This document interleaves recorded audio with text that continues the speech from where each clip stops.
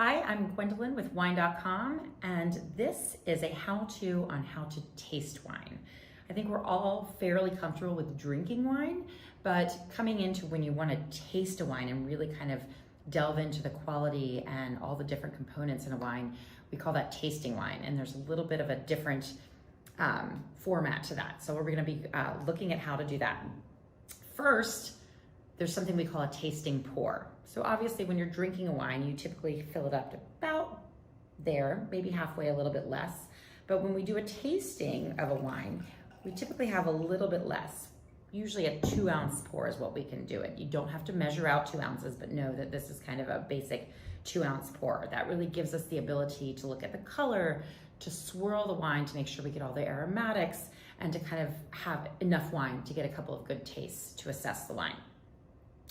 So first, when we're tasting a wine, we're gonna look at the color, the C part. We're gonna kind of go through a few what we call the S's, where we're gonna see, swirl, sniff, sip, and then eventually kind of come into the summary of the wine. So seeing, what we wanna look at is the color. Now, when you're looking at the color, you may be tempted to hold it up like this, but please don't, because you're just gonna see all of the background of the ceiling and the walls. The best way to assess a wine's color is to look at it at a 45-degree angle with a white background, and that way you're really focusing on the color of the wine. What does the color tell you? Why are we looking at the color? Obviously, it's a red wine, right? So red and white can be the obvious color example. But the other thing that a color can tell you, it can tell you about the grape variety. Some grapes have thick skins and they get a lot deeper, darker color, and some grapes, such as Pinot Noir, has a lighter skin, so you're looking at a little bit of lighter color. You could probably even read through it, looking through it. The other thing color can tell you is the age of a wine. So both white and red wines, as they age, they start to get more brown. So red will start to get garnet, then tawny, then brown, whereas a white will kind of become more golden, then amber, then brown. So looking at the rim of the wine, if it's starting to show a little bit of brown, tawny, amber, that sort of color, it could be that you're looking at an older wine. So that's the color. Next, we want to get some aromatics. We are going to swirl the wine. The reason you swirl wine is that the alcohol is evaporating, it's bouncing off the sides of the glass, and it's enhancing the aromas so they can kind of come up to your nose.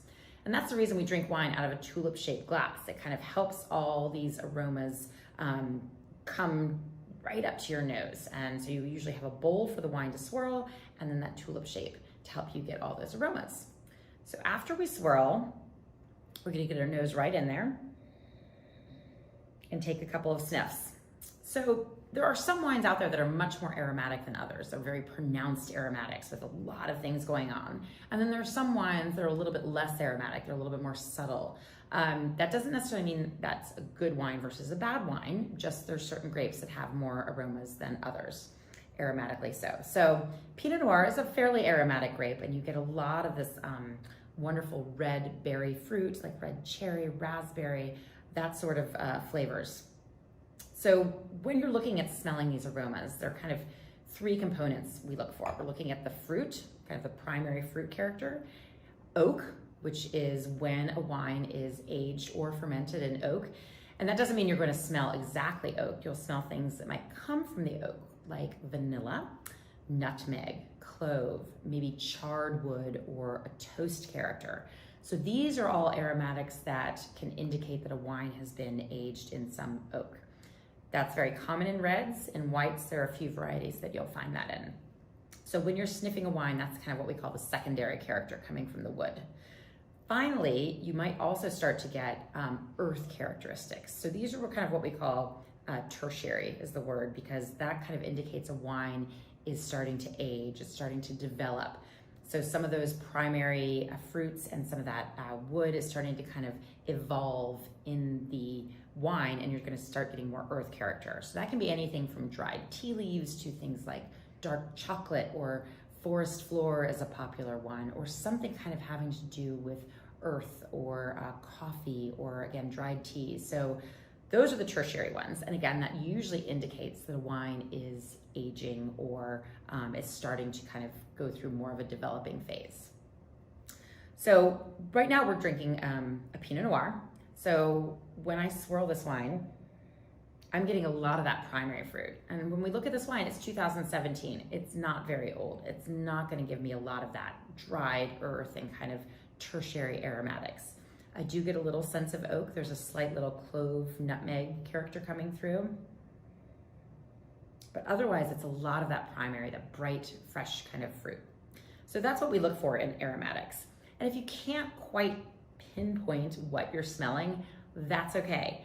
Our sense memory is a muscle you have to exercise. You have to practice tasting a lot to kind of get there, because it's sometimes hard to kind of grab what we're smelling out of our sense memory. So I encourage you to look at different tasting notes of the wine you're tasting, or a similar grape variety, similar region, so that you can kind of get some ideas of all the kind of different characters that might be in the wine, and maybe looking at them and reading them will help jog your memory so you can place that. So now that we've assessed the color and we've assessed the aroma, we're going to go into the most fun part, which is the tasting of the wine. So when you're tasting a wine, you want to get a decent amount in your mouth, and then you want to swish it around. You want it to kind of touch every nook and cranny inside your mouth. It's not the most attractive thing. This is not something we pull out at dinner parties or restaurants, but it is the best way to assess the wine.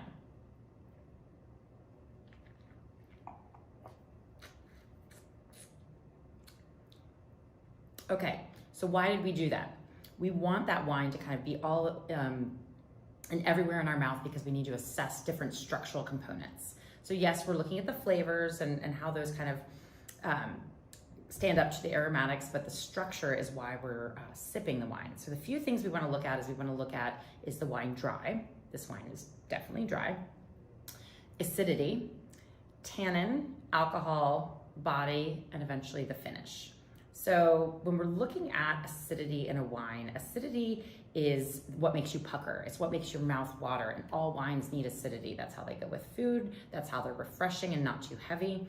So acidity is important in wine. Some wines have more acidity than others, but all wines have a little bit. The best way to kind of think about acidity is thinking about it in the sides of your mouth. Is it making your mouth water? Is it kind of having you salivate? How is it feeling there? How long is it tingling right there on the sides of your mouth? Sometimes it's not as noticeable in red wines, but I promise that it is there. Pinot Noir is a lighter style of wine. It usually has a little bit higher acidity, so I'm definitely feeling that tingle. The second component, tannins, which is what you find in red wine, that's the compound that gives you the drying sensation in your mouth. So tannin is in those red wines, it's in the grape skins. So different grapes are gonna have higher tannins. So if they have that thicker skin, smaller berry, like Cabernet Sauvignon, you're gonna have a much higher tannin level, more of a grip in your mouth. Whereas Pinot Noir, a little bit lighter in tannin, so I don't have it quite as much.